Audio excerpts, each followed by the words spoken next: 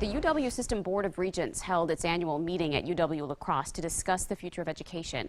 The Regents focused on making the university system better for students and faculty. News 8's Jordan Frumstad is here to tell us more.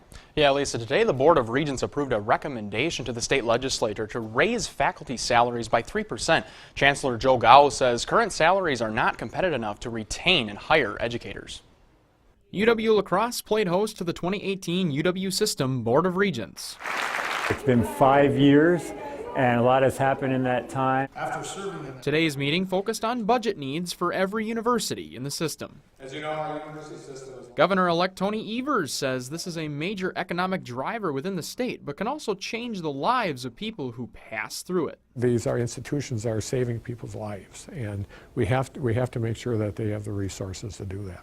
Today, the Regents voted to recommend the state increase faculty salary by 3% each year during the biennium. The 3% would be the biggest increase that I've ever seen in almost 12 years here. UW-La Crosse Chancellor Joe Gao says the current salaries of many UW system faculty are not up to par. I've seen a lot of great people, faculty and staff, say, I love working at UWL, but I can make a little more somewhere else, sometimes a lot more. UWL Vice Chancellor of Academic Affairs Betsy Morgan says it's difficult to retain staff. Our faculty in general are making about 85% of what their colleagues do at similar schools, even in the upper Midwest. She says the raise would go a long way in changing that trend. This is a crucial piece for us in being able to retain and attract faculty to come to any of our campuses. Gao says great education starts with the person at the front of the class. None of this is going to happen without great faculty and staff.